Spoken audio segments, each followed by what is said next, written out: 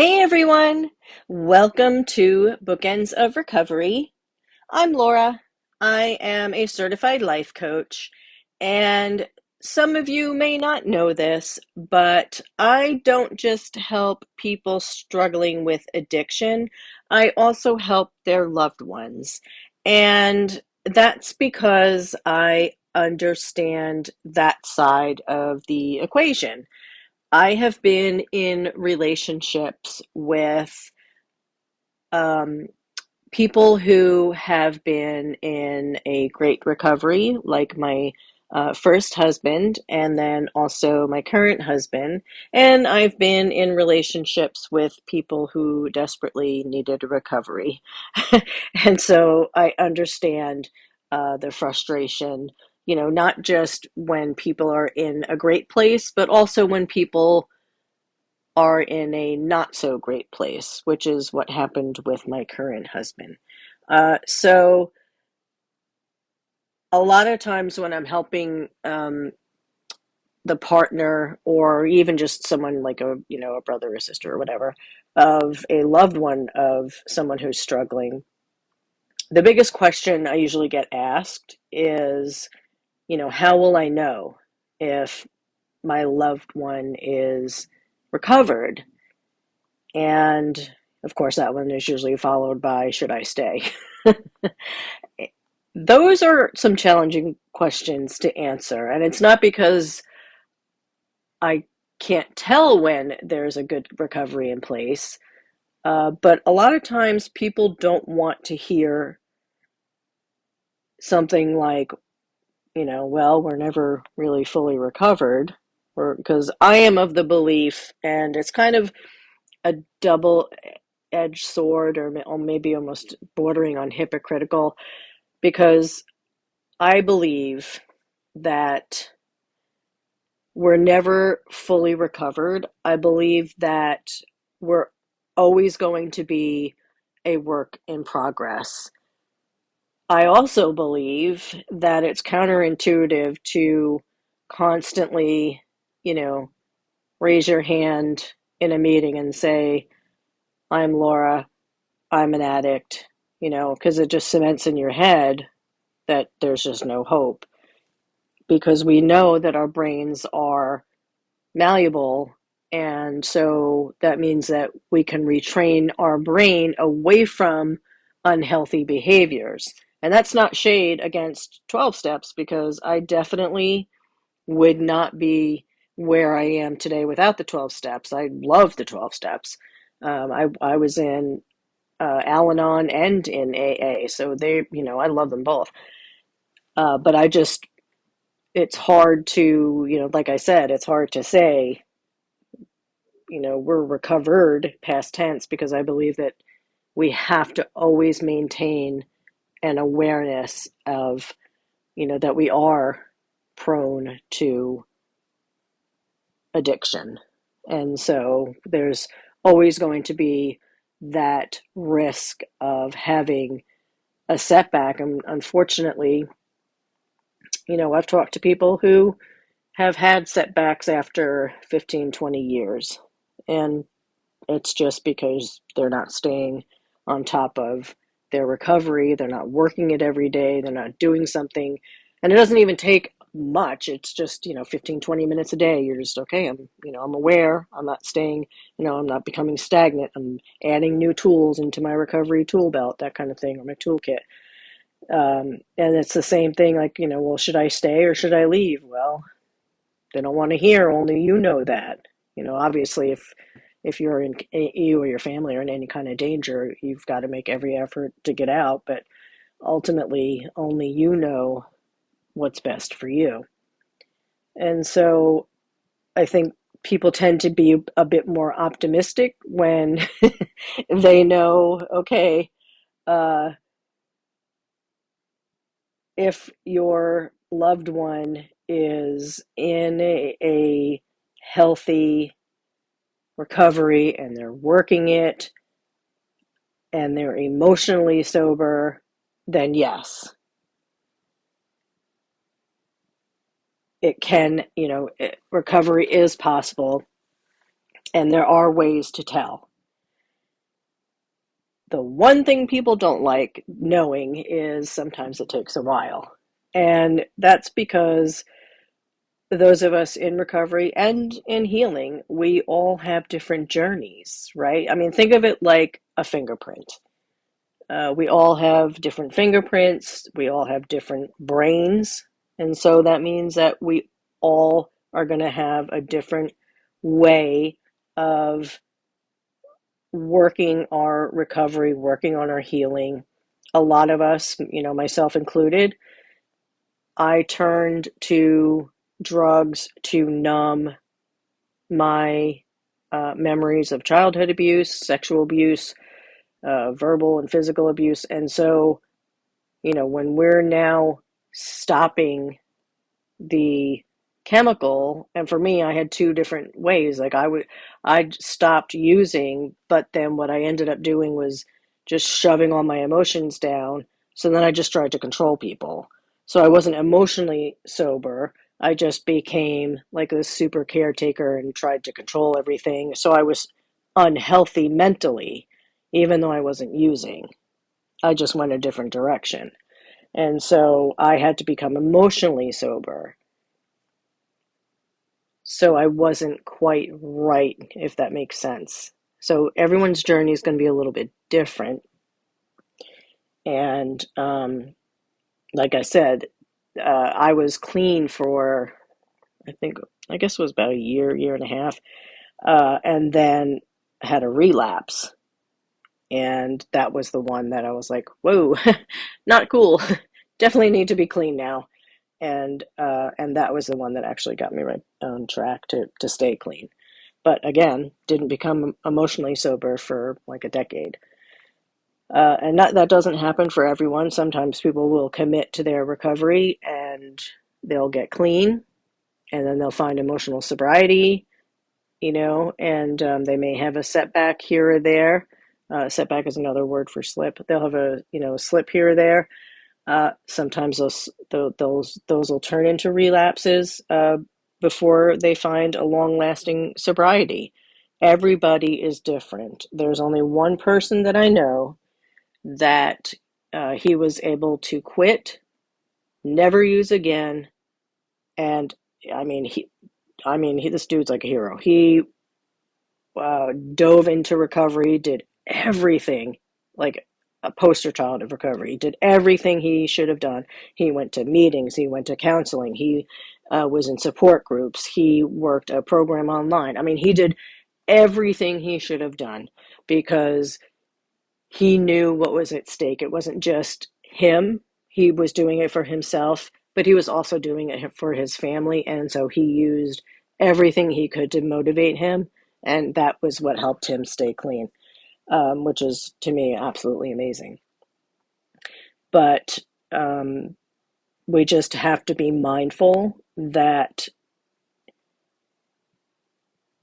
everybody's journey is going to be different. There are going to be peaks, there's going to be valleys. The recovering and healing, they're not linear. It's what's important, what we do when we hit those valleys, whether that's emotionally or whether, that is an actual setback. What do we do when that happens? Do we wallow? It's natural to feel sad, right? Because a lot of times we're going to be upset with the fact that we've had a setback. But do we stay there? Or do we have the ability to pick ourselves up, dust ourselves off, and learn from what happened, and then make a plan and move forward? Because a lot of us tend to, and when I say us, I know I'm talking like kind of from both sides of my mouth because I'm in recovery and also, a partner of an addict. So, but when we're trying to dust ourselves off, sometimes that shame will stick, and that can be hard to move away from, and that takes learning how not to carry that shame. So, and that also takes time. I know I use the word time a lot, but it's very true. And you, if you're someone who is a partner, you may also go through that where you have moments of just like, I'm totally going to be walking by my loved one's side, and I totally get it, that this is difficult on them. And then you might have a day where you're like, why did I say that I would be there? Like, am I just bananas for choosing to walk by my partner's side after the day that I've had today, where it was just full of triggers, or they're being a butthead, and it's just sometimes it can be very challenging. So everyone has ups and downs, especially when you're trying to walk beside one another. And another thing that can be hard to understand as the partner is that when we look from the outside in, it seems like it's super clear to us what they should define as their sobriety. So I'm going to use myself as an example. I described mine in the three circles post that I did on my blog. I might go ahead and do a podcast on that. Yeah, I'll do that maybe in a couple of weeks. But the three circles is just a cool way to define um, healthy and not healthy behaviors. And so in the inner circle would be where that's just the stuff those are my bottom lines. These are the things that I cannot do. So obviously my DOC is Coke. So obviously Coke's in there, meth's in there, stimulants, any kind of, anything like that. I had weed in there for, up until year before last when I injured my shoulder, and then I couldn't sleep, and my doctor was finally like, just, I'm saying it's okay. You can take a CBD and some THC, because I was just a mess. But anyway, and so if my husband had a problem with that, the fact that, my doctor was like, hey, if you're going to use these gummies to sleep, don't use them every day, don't, blah, blah, blah. And she knew about it, but my husband said, well, I'm not okay with that. That's his right. You know, he can be uncomfortable with my inner circle, what I consider, my bottom lines. If I don't put it in my bottom line, like I took weed out so that I would be able to find some solace in sleeping, because I also get migraines. And so if I don't sleep, then it's a trigger for migraines, blah, blah, blah. Okay, long story. And obviously, my husband didn't do that because he understood and he knew about it. My daughter knew about it. She's not a kid. She's old. She's an adult. And so we all knew, hey, mom's getting this prescription for medical marijuana.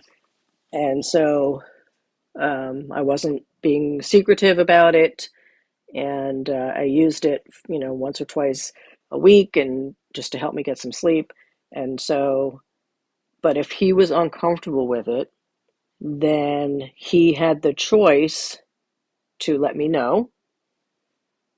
And then I had the choice to say, well, this is not going to stay in, as a bottom line for me. And then his option was, well, I'm not okay with that. So he could leave or he could stay. Like, these are choices that we make.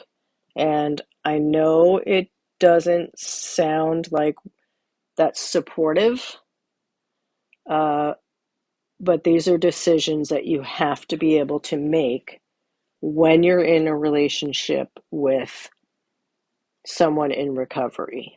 Now, I'm going to give you something that's a little more of a slippery slope. So let's say I came home one day and I was like, hey, babe, I decided that I'm going, I just feel like I'm just not really paying attention while I'm at work.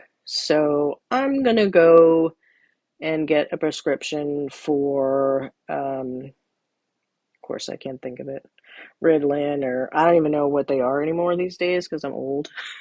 That's all I can think of is Ritalin, but for like ADHD meds or whatever. Um, I know for a fact inside my brain that my brain loves to be stimulated, so that's why I just loved cocaine. That is a terrible idea for me. Like, I know that. So if I came home and I said that to my husband, he also knows that. And so that would be a super red flag. And if I said that and I came home with a prescription, and yeah, that would be bad news. And he would absolutely be able to be like, no, I'm not cool with that.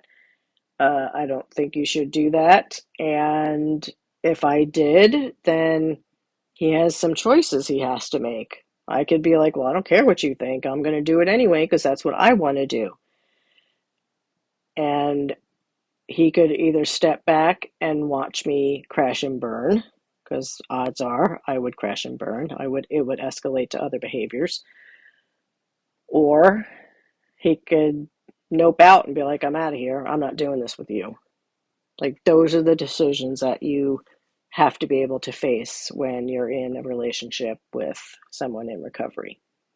So I know I kind of drifted over into should I stay or not, but um, that's what I mean when I say that the person that's struggling is the one that has to define what's in their, what they consider to be their bottom lines, because I'm the one that knows what's inside my brain. I know for a fact that anything that would cause my brain to latch on and be a stimulant, I cannot handle. It's just a terrible idea. Same thing with like acid and mushrooms and anything like that. Nope, got it. No, not for me. I can't do it. Um, and I will say, uh, as much as I wanted to be a part of what my husband would put in his, I can't. And I wanted to because um, that was a really difficult time for me because his struggle is with SLA. And so when that all came to fruition in our relationship, it caused betrayal trauma, which I'll talk about another day. But um, so not only was I dealing with the trauma, but I was also trying to wrap my head around the whole thing. And so that brought up that whole control thing again. But I had to step back and let him define what was going to be his bottom lines. And then my decision was, okay, do I accept that or do I not? And again, my choice. So the same holds true for your loved one's recovery. I was free to leave, you're free to leave. So it's just, I'm not saying this as a doomsayer. I think that, you'll know if you listen, I'm all about hope because I absolutely 100% believe that when it comes to recovery, I think that anybody, if you have a heartbeat, you have the possibility to recover. I firmly believe that. I think that it takes finding the right method for you because, like 12 step, it was a great tool for me. It taught me it actually gave me like a framework to to live my life. Like I had no idea how to just do that correctly. And then once I was able to, I learned what I could from there, I moved on to something else. And then that served me well. And then I moved on to something else. And so for me, my recovery continues to do all different things. I seek out all different methods. And, some people just want to stay with 12 steps. Some people want to stay with different recovery programs. It's whatever works for them. And sorry, I almost choked on myself. But my point is, um, anybody can recover, but all of us need to be realistic. I hope that makes sense. Because I'm not trying to sound harsh at all. I just want us to understand that when we are working as a team, we just need to be careful when we're doing it because I've explained before the concept of us, which just means when we're in a relationship with, you know, whether it's you're an addict or your partner's an addict, whatever it is, we have to have clear, defined boundaries. And that just means, like for me, I have my recovery, I have my healing, he has his recovery, he has his healing, and then we have the relationship. And so I get to focus on my stuff, he gets to focus on his stuff, and then we come together and we focus on the relationship and we keep our two things separate. This way we're not walking all over each other, trying to get into, be totally enmeshed because, we had no clear boundaries before. And so now we do. And it's amazing. Like it's like second nature now, and before it was not. We were just so enmeshed with one another that we didn't it was crazy town. Like you wouldn't know it, it's just such a weird thing. Like when you're living it, you don't realize it. But now I'm looking back and I'm like, wow, like we really were just so involved and up in each other's stuff. And it's okay to care and love one another, but when you're starting to step all over each other, that's not okay. So what am I, like 45 minutes into this, and I haven't even started talking about what a healthy recovery looks like.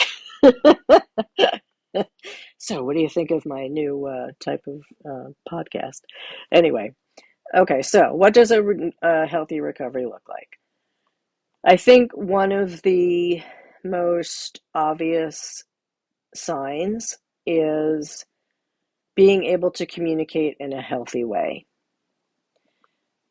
One of the best ways is to do this is with a check-in conversation. And I say this because now you may not need to. If you guys have an ability, and I know that I said this earlier, but I keep talking as if you're a partner with this, with your loved one. And apologies if you're not, but that's kind of where this is geared to. But even if you're not a partner, this check-in conversation can still help. Uh, Nobody likes to feel like they're being ganged up on, or just like you walk in and it's like all of a sudden everything is about the addiction or everything is about your healing. Nobody loves that feeling. It just automatically makes you defensive. And I know that from experience, like that first 15 minutes when you walk in the door, it sets the tone for the rest of your evening. I don't know if you've ever noticed that, but or even like when you wake up in the morning, it's like I'm an early bird, and my husband tends to sleep, a little bit later. And so I know that I may be up and thinking about stuff, and then he'll wake up and he'll be like, "Hey, what are you doing today?" Because like I think I'm going to do this and blah blah blah, And he's like, "Okay, babe, I just woke up." I'm like, "Oh yeah, right, right, right, right." And so when we were going through all our stuff, I would be at home, and then he'd be like driving home from work, and he worked, with the traffic and blah blah blah. And so I would just be sitting on stuff, waiting for him to come home. He may have talked to me 30 minutes earlier, but in that 30-minute time where he was sitting in traffic, something may have popped up into my head. Now I was like, I'm gonna talk to him when he gets home, blah, you know. And so he would just be like, okay, can you give me 5 minutes? Just when I get in the door, let me settle in, you know what I mean? So these check-in conversations can help with that. And it's just a way to just schedule a time, and they don't have to be long, drawn-out conversations. Uh, maybe 15 minutes, 30 at most. I recommend not doing them at bedtime because, everyone's tired, especially, if you have kids. I know how exhausting that is. But it's a safe space to share and to connect and talk about um, their recovery, your healing, and just remember, no yelling, no name calling, indignation, gaslighting, disrespectfulness, none of that. This is for open and honest communication. If you need it, I have this acronym that you can use to help guide you. It's PLAN, PLAN. I know, so original, right? But the P is for plan. And just these are things that the addict has done in their recovery plan. It can help to just keep in mind that they really can't share too much in detail, especially if they're in a 12-step or like going to a support group. Obviously, it's anonymous, so they can't share what others have said, but they can tell you what they've learned, their takeaway from that meeting or that group. And they can share things like, I went to 3 meetings this week, or I saw life coach Laura and she's amazing, or a counselor, or whatever they did. And maybe they're working on a step or they're working on a worksheet, whatever it may be. And then the same thing with you. Um, maybe you did something that you were planning on doing. And this is also an opportunity for them to share if they've had any kind of setback. Just keep in mind that if they're opening up to you and they are sharing that they've had a setback, you need to give them that safe space. So let them share it without fear of being judged or shamed. I know that can be really hard, but they need to be able to do that with you. And then they can share their plans moving forward so that the setback won't happen again. I will say a word of caution on this. So you guys can decide, and you can do this together as a team, uh, as the partner, if knowing that your partner, the addict, has had a setback. If that's going to cause you stress, you don't have to know about that, be involved in that part of the recovery. Your loved one should have an accountability partner, and you're not it. So they should have someone either, uh, if they're going to 12-step meetings, they'll have a sponsor, or they can have someone from the meetings. If they're in a support group, they should have a phone list. If they have a life coach, the life coach will be the accountability partner. But they should have somebody else, not you, as an accountability partner. So you're not responsible for taking that on, because that's too much for you. And like I said, if you want to be able to share the same thing, like maybe you're in Al-Anon or maybe you're in a support group, you can also share if you've had any kind of setbacks doing anything as well. So that was for P, plan. L is for love, because especially if you've just heard something very challenging, it's a great opportunity to express something that you love and appreciate about one another. And make this genuine. I don't mean that you wouldn't, but just kind of dig a little deep here, because this is a really great time to connect with one another, especially on a deeper level. And when you're sitting there across from one another, really remember what it is that brought you two together and share that with each other. Uh, A, in PLA, A is for apology. Take this opportunity um, to apologize. Perhaps maybe you guys you were passive aggressive, or I know I was infamous for just ignoring, because I was like, I'm not dealing with this. So I would just ignore. Or maybe there was rug sweeping, or just, a name calling or yelling or whatever it is. These are behaviors that you're trying to change. So go ahead and acknowledge them and apologize for it. And when you do that, look your partner in the eye, touch their hand, touch their knee, whatever it is, and let them know that you're genuinely sorry. And then the N in plan is needs. So this is when each person will share something that they need from their partner. This could be anything from, like, I just, need some time in the day, to, give me some space to journal or something like that. And then you'll notice, like I said, the open and honest communication is a great sign of a healthy recovery. Dr. Phil had this great had this great line. Those who have nothing to hide, hide nothing, and I've always loved that line. And you'll notice that your partner will also um, be more accountable when there's been something that they've done, that, because I know, especially like with me, I didn't want to be accountable for anything. It was much easier to just, do that blame shifting, or I would be in that victim mentality.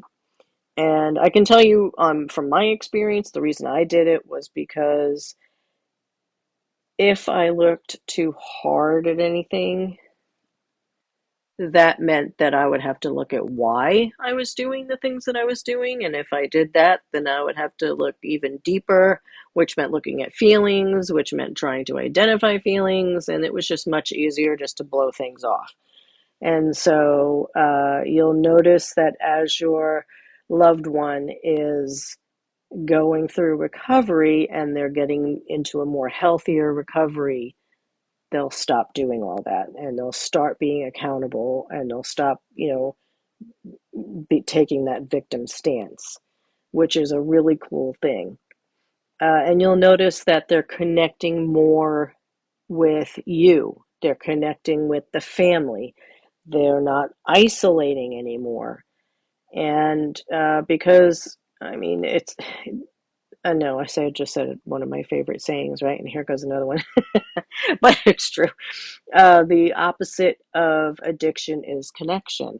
And that's such a true statement. When we're active in our addiction, uh, we love to hide and to isolate. I mean, I can't tell you how many times I used to live in a trap house. And so, even like surrounded by people getting high, yeah, we would laugh and joke and stuff, but I was still inside my own head, like just living in my own head. So it was like being alone in a crowded room with a bunch of high people. We're just isolating. So you'll notice that when your loved one is in a healthy recovery, they'll be participating in like your um,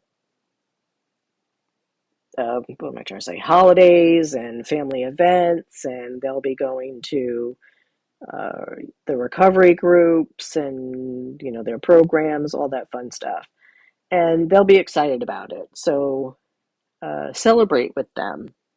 Just help them be a cheerleader to themselves as well, because you want them to maintain that excitement, because things will get challenging, I guarantee it, especially as they start, if they're in a program and they're starting to work steps.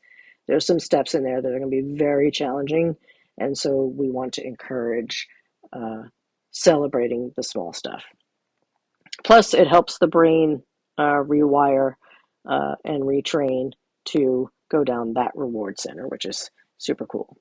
And they may also start volunteering and giving back to like their program or support groups, or doing things like, because they're trying to they should be looking for uh, healthy outlets. So they may volunteer at even like the SPCA or whatever it may be, at pursuing healthy hobbies like, I don't know, exercise, or maybe they're maybe they're a bird nerd like me, or I just picked up doing fish, aquarium, gardening. Maybe they're more active than me and they could do some kickboxing. If I did that, I would just pass out and fall over. But yeah, they're trying to do things that'll help keep their mind active, which is great. And so, yeah, keep an eye out for that. You'll notice those things. But the big one is emotional sobriety. And I believe I already did a podcast on that. So, but the emotional sobriety is the one that takes time, because just boiling it down to just a sentence, it's just being able to feel your emotions and move through them. It's a lot more complicated than that, but that's just the best way to describe it. And I really wish I could wave a magic wand and just, make it happen, as soon as people start entering into recovery, but that's just not how it happens. uh, it can help to remember that your loved one's addiction didn't happen overnight, and neither will their recovery. But you'll notice things like they aren't as quick to anger. Um, there aren't mood swings, and they're learning things like gratitude and how to process their emotions in a healthy way. And these are all great indicators of a healthy recovery. If you start noticing things like anger, defensiveness, secrecy, this is a time for you to check in with your loved one and ask if they are okay in their recovery. And yes, it is okay for you to ask, because if you guys are staying together in a partnership, you have the right to ask. You don't have a right to control, but you do have a right to ask and to check in.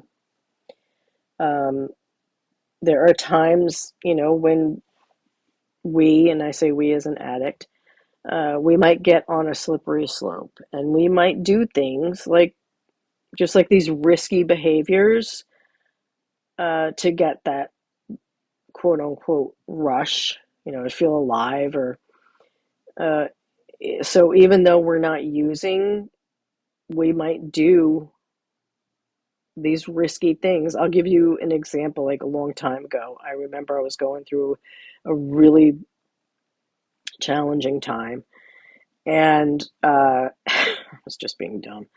So I was speeding in my car, like I was just driving recklessly.